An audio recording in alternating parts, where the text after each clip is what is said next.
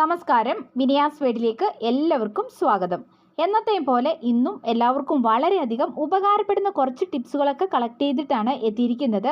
അതുകൊണ്ട് തന്നെ എല്ലാവരും വീഡിയോ ഒന്ന് സ്കിപ്പ് ചെയ്യാതെ മുഴുവനായിട്ട് കാണാനായിട്ട് ശ്രമിക്കുക.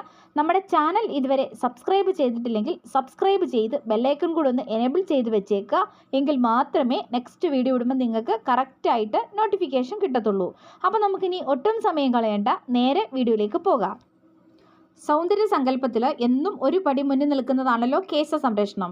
എന്നാൽ ഇന്നത്തെ കാലത്ത് മുടിയുടെ നീളത്തേക്കാൾ ശ്രദ്ധിക്കുന്നത് മുടിയുടെ ആരോഗ്യം തന്നെയാണ്. എന്നാൽ നമ്മൾ മുടിയുടെ ആരോഗ്യത്തിൻ്റെ കാര്യത്തിൽ ശ്രദ്ധിക്കുമ്പോൾ അത് അത്ര കൃത്യമായിട്ട് നടക്കുന്നില്ല എന്നുള്ളതാണ് ഒരു സത്യം. ഈ മുടിക്ക് നീളവും കറുപ്പും അഴകും ആരോഗ്യമൊക്കെ നൽകുന്നതിന് ഏറ്റവും അത്യാവശ്യം വേണ്ടത് മുടിയെ നന്നായിട്ട് തന്നെ പരിചരിക്കുക എന്നുള്ളതാണ്. എന്നാൽ നമ്മുടെ സമയമില്ലായ്മയും തിരക്കും പിന്നെ ദിവസവും മാറിക്കൊണ്ടിരിക്കുന്ന ഒരു ജീവിതശൈലിയൊക്കെ നമുക്ക് അത്രയ്ക്കും ഇങ്ങോട്ട് മുടിയെ ശ്രദ്ധിക്കാൻ വേണ്ടിയിട്ട് പറ്റുന്നുണ്ടാവത്തില്ല, അല്ലേ? നമ്മൾ എത്രയൊക്കെ മുടിയെ ശ്രദ്ധിച്ചു എന്ന് പറഞ്ഞാലും പ്രകൃതിദത്തമായിട്ടുള്ള മാർഗ്ഗങ്ങൾ അല്ലെങ്കിൽ നമ്മുടെ മുടിയൊക്കെ നശിച്ചു പോകാനായിട്ട് ഇടയായിത്തീരും. കറിവേപ്പിലയും നെല്ലിക്കയൊക്കെ ആണെങ്കിലുണ്ടല്ലോ കണ്ണും അടച്ച് നമുക്ക് മുടിയിൽ പ്രയോഗിക്കാവുന്ന ഒരു സംഭവമാണ്. അപ്പോൾ ഞാൻ ഇതുപോലെ കറിവേപ്പിലയും നെല്ലിക്കയും വെച്ചിട്ടൊരു സംഭവമാണ് കേട്ടോ ഒന്ന് ഉണ്ടാക്കാൻ പോകുന്നത്. വേറൊന്നുമല്ല, നിങ്ങളിത് കണ്ടു നോക്കുക കേട്ടോ, വീഡിയോ സ്കിപ്പ് ചെയ്യാതെ, എന്തായാലും നിങ്ങൾക്ക് പ്രയോജനപ്പെടും. അപ്പോൾ ഈ നെല്ലിക്ക കുറച്ച് വാങ്ങിച്ചു വെച്ചിട്ട് കുറച്ച് അധികമായ നെല്ലിക്കയായിരുന്നു കേട്ടോ. അപ്പോൾ ഇത് കളയാൻ വേണ്ടിയിട്ട് വെച്ചിരുന്നായിരുന്നു. അപ്പോൾ ഞാൻ വിചാരിച്ചു ഇതിങ്ങനെ ഒന്ന് പ്രയോജനപ്പെടുത്തി നോക്കാമെന്ന് കേട്ടോ. അപ്പോൾ 2 നെല്ലിക്ക എടുത്തിട്ട് ഇതുപോലെ ചെറുതായിട്ടൊന്ന് കഷ്ണങ്ങളാക്കി എടുത്തിട്ടുണ്ട്. ഇനി നമുക്കിതൊന്ന് ഇടികല്ലിൽ വെച്ചിട്ടൊന്ന് ചതച്ചിട്ട് എടുക്കണേ. അപ്പോൾ ഇതുപോലൊന്ന് ചതച്ചെടുത്തിട്ടുണ്ട്. ഒത്തിരി അങ്ങോട്ട് ചതയണ്ട, ഏകദേശം ഒന്ന് ഇതുപോലൊന്ന് ഈ ഒരു രീതിക്കൊന്ന് ചതഞ്ഞ് കിട്ടിയാൽ മതി. ഇനി ഇതുപോലെ ഞാനൊരു പാത്രത്തിൽ 2 ഗ്ലാസ് വെള്ളം എടുത്തിട്ടുണ്ട്. എന്നിട്ട് നമുക്ക് ഈ ചതച്ച് വെച്ചിരിക്കുന്ന നെല്ലിക്ക ഈ വെള്ളത്തിലേക്ക് ഇട്ട് കൊടുക്കാം. എന്നിട്ട് നമുക്ക് ഒരു തണ്ട് കറിവേപ്പിലയും കൂടി ഇതിലേക്കൊന്ന് ഇട്ട് കൊടുക്കണം. കറിവേപ്പിലയും കൂടി ഇട്ട് കൊടുത്തിട്ട് ഇനി ഇതൊന്ന് തിളപ്പിച്ചിട്ട് എടുക്കാം കേട്ടോ. അപ്പം 2 ഗ്ലാസ് വെള്ളം എന്നത് നമുക്കൊന്ന് വറ്റിച്ച് ഏകദേശം 1 ഗ്ലാസോളം ഒക്കെ ഒന്ന് ആക്കിയെടുക്കാം. അപ്പോൾ ഇതുപോലെ നന്നായിട്ട് തിളച്ച് വരുമ്പം ഫ്ലെയിമും കൂടെ ഓഫ് ചെയ്ത് കൊടുക്കാം. എന്നിട്ട് തണുക്കണം. തണുത്ത് കഴിഞ്ഞ് കഴിയുമ്പോൾ നമുക്കിതൊന്ന് അരിച്ചിട്ടെടുക്കണം. അപ്പോൾ ഇതുപോലെ അരിച്ച് ഞാനൊരു പാത്രത്തിലോട്ടൊന്ന് മാറ്റിയിട്ടുണ്ടേ. ഇനി ഇതിലേക്ക് നമുക്ക് ഒരു സൂത്രം കൂടെ ചേർത്ത് കൊടുക്കാനുണ്ട്. വേറൊന്നുമല്ല, നമ്മുടെ വെളിച്ചെണ്ണയാണ്. നല്ല മില്ലിലൊക്കെ ആട്ടിക്കൊണ്ടുവന്ന വെളിച്ചെണ്ണ ഉണ്ടെങ്കിൽ അത് ഏറ്റവും നല്ലതാണ്. ഇത് കുറച്ച് മതി, ഏകദേശം 1 സ്പൂണോളം മതി കേട്ടോ. എന്നിട്ട് നന്നായിട്ടൊന്ന് മിക്സ് ചെയ്തിട്ട് കൊടുക്കുക. ഇതെന്താണെന്നറിയാമോ, നമ്മുടെ മുടിയിൽ താരനുണ്ടെങ്കിലും അതുപോലെ തന്നെ മുടി സമൃദ്ധിയായിട്ട് വളരാനും എന്താ പറയുക, മുടി നല്ല അഴകോടും ആരോഗ്യത്തോടും നല്ല ബലത്തോടും കൂടി വളരാൻ വേണ്ടിയിട്ടുള്ളൊരു നല്ല കിടിലൻ സ്പ്രേ ആണ്. സിമ്പിളായിട്ടിട്ട് നമുക്കിത് ഉണ്ടാക്കാം. ഞാനത് സ്പ്രേ ബോട്ടിലേക്ക് ഒഴിച്ചു കൊടുത്തിട്ട് മുടി ഇഴകളിൽ ഇങ്ങനെ ഒന്ന് നന്നായിട്ട് സ്പ്രേ ചെയ്തിട്ട് മസാജ് ചെയ്ത് കൊടുക്കണം. തലയോട്ടി നന്നായിട്ട് മസാജ് ചെയ്യണം കേട്ടോ. അപ്പോൾ ഉണ്ടല്ലോ നല്ല കറുത്ത് ഇടതൂർന്ന മുടി നമുക്കുണ്ടാകും. മുടിക്ക് നീളം എത്രയുണ്ട് എന്നതിലല്ല കാര്യം ഇരിക്കുന്നത്, മുടിക്ക് നല്ല ആരോഗ്യമുണ്ടോ, നല്ല തിക്കായിട്ട് മുടി തലയോട്ടിയിൽ നന്നായിട്ട് വളരുന്നുണ്ട് എന്നൊക്കെയാണ് നമ്മൾ നോക്കേണ്ടത്. നീളമുള്ള മുടിക്ക് ഉള്ളിൽ കാണണമെന്നില്ല. ഈ നല്ല തിക്കായിട്ട് മുടി സമൃദ്ധിയായിട്ട് വളരണമെങ്കിൽ ഈ ഒരു ഒറ്റ സ്പ്രേ മതിയാകും. അപ്പോൾ ഇത് നിങ്ങൾക്ക് ഉണ്ടാക്കി വെക്കുകയാണെങ്കിൽ കുറച്ച് അധികം ദിവസം ഇത് ഉപയോഗിക്കാൻ വേണ്ടിയിട്ട് പറ്റും കേട്ടോ. ഞാനിത് കുറച്ചെടുത്ത് സ്പ്രേ ബോട്ടിലേക്ക് മാറ്റിയിട്ട് ബാക്കി ഞാനെടുത്ത് ഫ്രിഡ്ജിലോട്ട് വെച്ചിട്ടുണ്ട് കേട്ടോ. അപ്പോൾ ഇത് നമ്മൾ എല്ലാ ദിവസവും കുളിക്കുന്നതിന് മുന്നായിട്ട് മുടി ഇഴകളിൽ നന്നായിട്ടൊന്ന് സ്പ്രേ ചെയ്ത് കൊടുത്തതിന് ശേഷം നന്നായിട്ട് മസാജ് ചെയ്താൽ മാത്രം മതി കേട്ടോ. നല്ല കറുത്ത് ഇടതൂർന്ന് നല്ല സമൃദ്ധിയായിട്ട് തന്നെ മുടി വളരാനായിട്ട് ഇടയായിത്തീരും. അപ്പോൾ ഈ ഒരു ടിപ്പ് നിങ്ങളൊന്ന് ചെയ്ത് നോക്കണം. എന്നിട്ട് നിങ്ങളുടെ അഭിപ്രായങ്ങളും നിർദ്ദേശങ്ങളും ഒക്കെ കമൻറ്റ് ബോക്സിൽ കൂടെ ഒന്ന് അറിയിക്കാനായിട്ട് മറക്കരുത് കേട്ടോ. ഇനി നമുക്ക് 2ാമത്തെ ടിപ്പിലേക്ക് കിടക്കാം. വീട്ടിലേക്ക് സവാള വാങ്ങി വെക്കുമ്പം പലരും നേരിടുന്ന ഒരു പ്രശ്നമാണ് അത് മുളച്ചു പോകുന്നത്. വിലക്കുറവ് കണ്ടും അധിക സവാള വാങ്ങിച്ചു വെച്ചാൽ 8ന്റെ പണി കിട്ടും. അത് എല്ലാവരും ഒന്ന് ഓർത്തു വെക്കുന്നത് നന്നായിരിക്കും.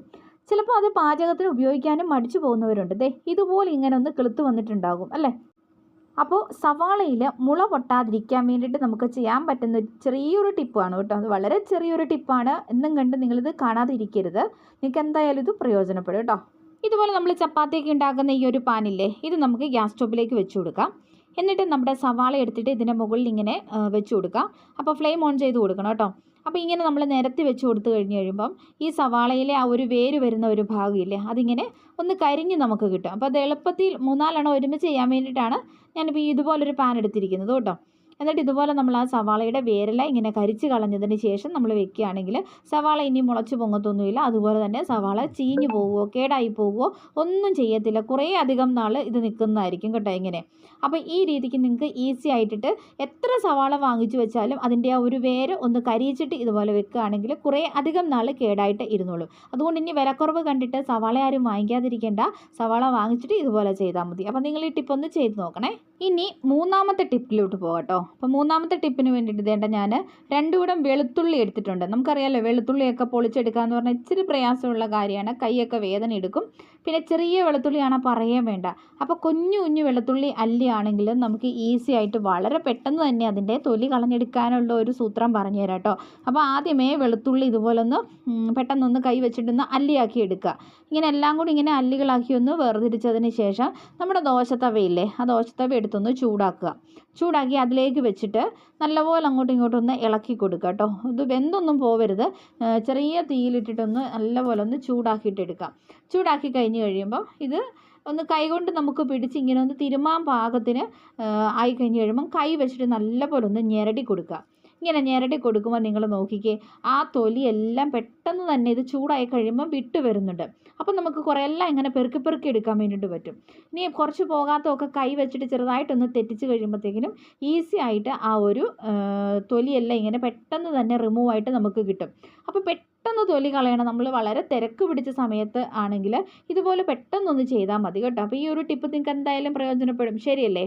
അപ്പോൾ ഇനി നമുക്ക് അടുത്ത ടിപ്പിലോട്ട് പോകാം. ഒരു പാത്രത്തിൽ ഞാൻ കുറച്ച് നുറുക്ക് ഗോതമ്പ് എടുത്തിട്ടുണ്ട് കേട്ടോ. നിങ്ങൾക്കറിയാമല്ലോ നുറുക്ക് ഗോതമ്പിൻ്റെ ആരോഗ്യ ഗുണങ്ങൾ. അപ്പോൾ ഈ നുറുക്ക് ഗോതമ്പിൻ്റെ ഒപ്പം 1/4 ടീസ്പൂൺ ഉലുവയും കൂടെ നമുക്ക് ചേർത്ത് കൊടുക്കുക. എന്നിട്ട് നമുക്കത് നന്നായിട്ട് കഴുകിയതിന് ശേഷം കുതിരാൻ വേണ്ടിയിട്ടൊന്ന് മാറ്റി വയ്ക്കണം.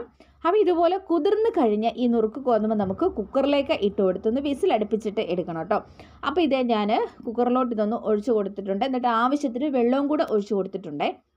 ഇനി ഇതിലേക്ക് ഇതിൻ്റെ കുറച്ച് ജീരകം ഇട്ട് കൊടുക്കുന്നുണ്ട്. നിങ്ങൾക്ക് തേങ്ങായ ജീരകം ഇതൊക്കെ നിങ്ങൾക്ക് ആവശ്യമുണ്ടെങ്കിൽ നിങ്ങൾക്ക് ഓപ്ഷണലാണിത്. ആ ഒരു ടേസ്റ്റ് ഇഷ്ടമുണ്ടെങ്കിൽ നിങ്ങൾക്ക് ചേർത്ത് കൊടുക്കാവുന്നതാണ് കേട്ടോ.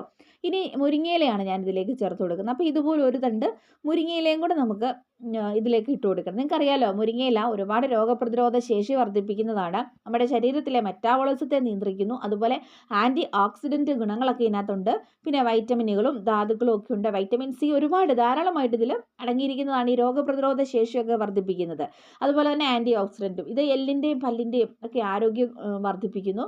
അതുപോലെ തന്നെ നമ്മുടെ ശരീരഭാരം കുറയ്ക്കാൻ വേണ്ടിയിട്ടൊക്കെ ഒത്തിരി നല്ലതാണ്. അങ്ങനെ ഒരുപാട് ഔഷധങ്ങളുടെ കലവറയായ മുരിങ്ങയിലയും നുറുക്ക് ഗോതമ്പും അതുപോലെ ഉലുവയും കൂടി ചേർത്തിട്ട് നല്ലൊരു കഞ്ഞിയാണ് നമ്മൾ വെക്കുന്നത്. ഇത് ഷുഗർ പേഷ്യൻസിനൊക്കെ ഒത്തിരി നല്ലതാണ് കേട്ടോ. ശരീരഭാരം നിയന്ത്രിക്കുന്നവരൊക്കെ ഇത് ഡെയിലി കഴിക്കുകയാണെങ്കിൽ ഒരുപാട് ആരോഗ്യ ഗുണങ്ങളുണ്ട്. അതുപോലെ നോമ്പുകാലത്തൊക്കെ കഴിക്കാൻ പറ്റിയ നല്ലൊരു വിഭവമാണിത്. സിമ്പിളായിട്ടിട്ട് ഉണ്ടാക്കാം. അപ്പോൾ എല്ലാവരും ഇങ്ങനെയൊന്ന് ഉണ്ടാക്കി നോക്കണം കേട്ടോ. എല്ലാവരും നുറുക്ക് ഗോതമ്പ് കഞ്ഞിയൊക്കെ വെച്ച് പ്രത്യേകിച്ച് ഷുഗർ പേഷ്യൻസിനൊക്കെ കൊടുക്കാറുണ്ട്.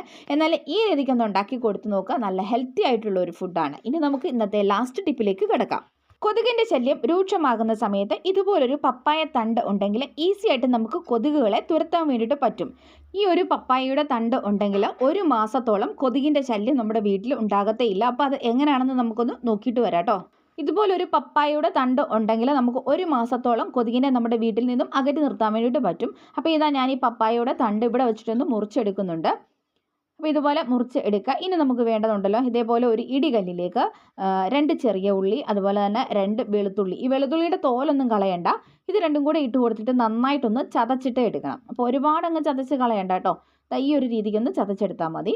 ഇനി ഇതേണ്ട ഗ്യാസ് സ്റ്റോപ്പിലേക്ക് ഞാൻ ചെറിയൊരു പാൻ വെച്ചിട്ടുണ്ട്. എന്നിട്ട് ഇതിലേക്ക് കുറച്ച് ഓയിൽ ഒഴിച്ചു കൊടുക്കുക. അപ്പം നിങ്ങളുടെ കയ്യിൽ വേസ്റ്റ് ആയിട്ടൊക്കെയുള്ള ഓയിൽ ഉണ്ടാവില്ല. നമ്മൾ ചിക്കനും മീനൊക്കെ ഫ്രൈ ചെയ്തിട്ട് വേസ്റ്റ് വരുന്ന ഓയിൽ, അതല്ലെങ്കിൽ പപ്പടമൊക്കെ വറുത്തിട്ട് മിച്ചം വരുന്ന ഓയിൽ. നല്ല ഓയിൽ ഒഴിച്ചു കൊടുക്കണമെന്ന് നിർബന്ധമൊന്നുമില്ല കേട്ടോ. ഞാനിപ്പോൾ ഇവിടെ നല്ലെണ്ണയാണ് ഒഴിച്ചു കൊടുക്കുന്നത്. അപ്പം ഇത് ഒന്ന് ചൂടായി വരുമ്പോൾ നമ്മൾ ചതച്ച് വെച്ചിരിക്കുന്ന ഉള്ളി ഇതിലേക്ക് ചേർത്ത് കൊടുത്തിട്ട് നന്നായിട്ട് നമുക്കിതൊന്ന് മൂപ്പിച്ചിട്ട് എടുക്കണം.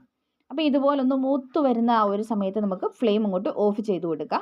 എന്നിട്ട് ഇത് തണുക്കാൻ വേണ്ടിയിട്ട് മാറ്റി വെച്ചിട്ട് തണുത്ത് കഴിഞ്ഞ് കഴിയുമ്പോൾ ഇതിലേക്ക് ഇതേണ്ട ഒരു കർപ്പൂരത്തിൻ്റെ ടാബ്ലറ്റ് ഇങ്ങനെ കൈ വെച്ചിട്ടൊന്ന് നമ്മൾ ഒന്ന് പൊടിച്ചിട്ട് കൊടുക്കുന്നുണ്ട്. ഇങ്ങനെ ഒന്ന് പൊടിച്ചാൽ മതി കൈ വെച്ചിട്ട്. അപ്പോൾ നല്ലപോലെ നമുക്ക് പൊടിഞ്ഞ് കിട്ടും. ഇനി ഇത് നല്ലപോലെ ഒന്ന് മിക്സ് ചെയ്തിട്ട് കൊടുക്കുക. ഇനി ഞാനിതുപോലെ ഒരു ഗ്ലാസ് ആണ് എടുക്കുന്നത് കേട്ടോ. ഇത് മെഴുകുതിരിയൊക്കെ കത്തിച്ച് വയ്ക്കുന്ന ഒരു ഇതാണ് കേട്ടോ, ഒരു ഗ്ലാസ് ആണ്. ഇനി നമ്മൾ എടുത്ത് വെച്ചിരിക്കുന്ന ഈ പപ്പായ തണ്ടിലേക്ക് നമുക്ക് ഒരു തിരി ഒന്ന് ഇട്ട് കൊടുക്കാം. അപ്പോൾ ഇതുപോലെ ഞാനൊരു തിരി ഇട്ട് അതിൻ്റെ മുകളിലേക്ക് ഇതുപോലെ ഒന്ന് വലിച്ചെടുക്കുന്നുണ്ട്. ഇനി നമ്മൾ റെഡിയാക്കി വെച്ചിരിക്കുന്ന ആ ഒരു മിക്സ് ഇതിലേക്ക് ഒഴിച്ചു കൊടുത്ത് ഈ റെഡിയാക്കിയ പപ്പായ തണ്ട് ഇതിലേക്ക് നമുക്ക് ഇതുപോലെ ഒന്ന് ഇട്ട് കൊടുക്കാം. എന്നിട്ട് നമുക്കിവിടെ കത്തിക്കാം കേട്ടോ. അപ്പോൾ ഈ കത്തിക്കുന്ന ഈ ഒരു തിരിയിൽ നിന്നും വരുന്ന ഒരു സ്മെല്ല് അതിൽ കർപ്പൂരത്തിൻ്റെ ഗന്ധമുണ്ട്, ഉള്ളിയുടെയും വെളുത്തുള്ളിയുടെയും ഗന്ധമുണ്ട്. അതുപോലെ തന്നെ ഇത് കൊതുകിനെ തുരത്താൻ വേണ്ടിയിട്ട് ഏറ്റവും നല്ല ഒരു ഹോം റെമഡിയാണിത്. ഒരു മാസത്തോളം നമുക്കിത് ഉപയോഗിക്കാം. ഇതിങ്ങനെ കത്തി വരുന്ന ഒരു സമയത്ത് ഈ പപ്പായ തണ്ടും കൂടി എരിഞ്ഞു തുടങ്ങും. അപ്പോൾ ഇങ്ങനെ എരിഞ്ഞു തുടങ്ങുമ്പോൾ ആ പപ്പായയുടെ ആ ഒരു സ്മെല്ലും കൂടി വരുമ്പോഴേക്കും അത് കൊതുകിന് ഒട്ടും ഇഷ്ടമുള്ള ഒരു സ്മെല്ലല്ല. അപ്പോൾ ഇങ്ങനെ നിങ്ങൾക്ക് ഇത് ഉണ്ടാക്കി വെക്കുകയാണെങ്കിൽ ഒരു മാസത്തോളം ഉപയോഗിക്കാൻ വേണ്ടിയിട്ട് പറ്റും. അപ്പോൾ സന്ധ്യയാകുന്ന സമയത്ത് ഇതൊന്ന് കത്തിച്ച് കൊടുത്താൽ മതി.